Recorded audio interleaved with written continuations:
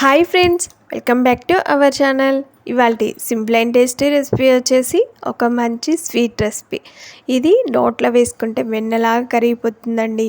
ఇక లేట్ చేయకుండా ఆ స్వీట్ రెసిపీ ఏంటనేది చూసేద్దామా.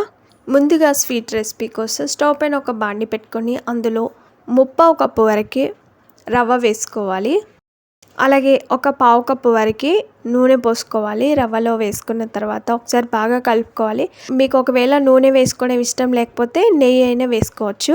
ఈ నూనెలో రవ్వని బాగా ఫ్రై చేసుకోవాలి. రవ్వని ఎంత బాగా ఫ్రై చేసుకుంటే స్వీట్ అంతా కమ్మగా ఉంటుంది.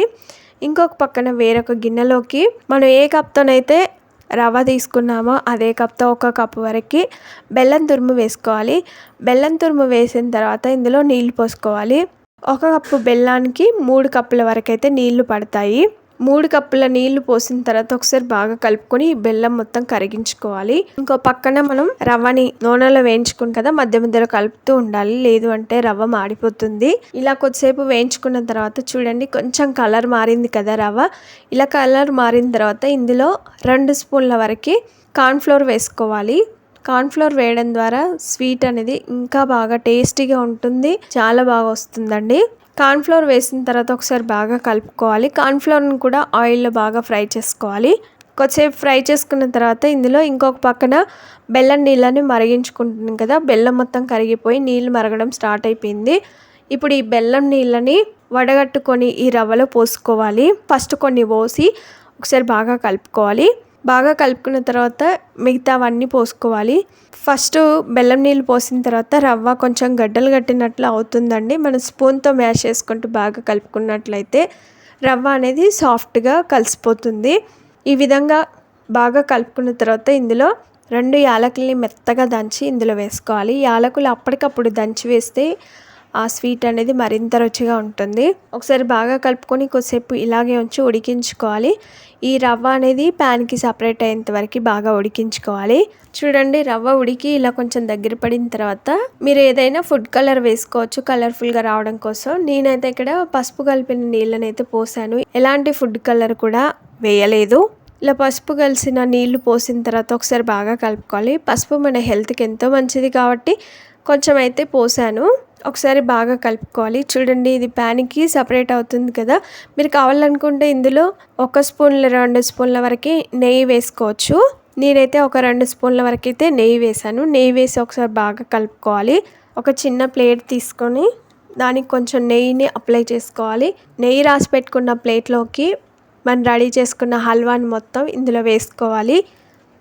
హల్వా మొత్తం కూడా ఇలా ప్లేట్లోకి తీసుకున్న తర్వాత అన్ని సైడ్లు కూడా ఈక్వల్గా వచ్చేలాగా స్పూన్తో సెట్ చేసుకోవాలి. ఇలా స్పూన్తో సెట్ చేసుకున్న తర్వాత ఇప్పుడు దీనిపైన డ్రై ఫ్రూట్స్ వేసుకోవాలి. సన్నగా తరిగిన బాదాము జీడిపప్పు ముక్కలను అయితే ఈ విధంగా నేను పైన గార్నిష్ కోసం వేసుకుంటున్నాను. ఇలా డ్రై ఫ్రూట్స్ వేసుకోవడం ద్వారా మనం తినేటప్పుడు మన పంటికి తగిలి స్వీట్ మరింత రుచిగా ఉంటుంది. స్పూన్తో కొంచెం లోపలికి అదుముకుంటూ సెట్ చేసుకోవాలి. ఇలా సెట్ చేసుకున్న తర్వాత దీన్ని పూర్తిగా చల్లారనివ్వాలి. చల్లగా అయితే ఈజీగా వచ్చేస్తుంది. చూడండి ఎంత బాగా వచ్చింది కదా, చూస్తేనే నోరూరుతుంది కదా ఫ్రెండ్స్. ఇది రూమ్ టెంపరేచర్ వచ్చేంత వరకు చల్లారిన తర్వాత వేరొక పెద్ద ప్లేట్ని తీసుకొని బోర్లో పెట్టినట్లయితే స్వీట్ అయితే చాలా ఈజీగా ఊడొచ్చేస్తుంది. ఈ ప్లేట్ని బోర్లించిన తర్వాత ట్యాప్ చేసుకోవాలి. కొంచెం ట్యాప్ చేసుకుంటే చాలా ఈజీగా ఊడొస్తుంది. చూడండి ఎంత చక్కగా ఊడొచ్చిందో. ఇప్పుడు దీన్ని చిన్న చిన్న ముక్కలాగా కట్ చేసుకోవాలి. మీకు నచ్చిన షేప్లో నచ్చిన సైజులో ముక్కలాగా కట్ చేసుకోవాలి. నేనైతే చిన్న చిన్న స్క్వేర్ షేప్లో కట్ చేసుకుంటున్నాను. ఇప్పుడు ఒక్కొక్క పీస్ని తీసుకున్నట్లయితే చాలా ఈజీగా వచ్చేస్తాయండి.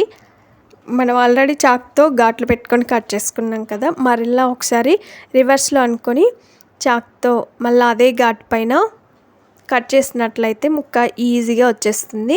ఇప్పుడు ఒక సైడు మెల్లిగా తీసిన తర్వాత పీసెస్ని కూడా సర్వింగ్ ప్లేట్లోకి తీసుకోవచ్చు. ఒక్కొక్క పీసు తీసి చూసినట్లయితే జ్యూసీగా మనకి కమ్మని స్వీట్ అయితే రెడీ అయిపోయింది.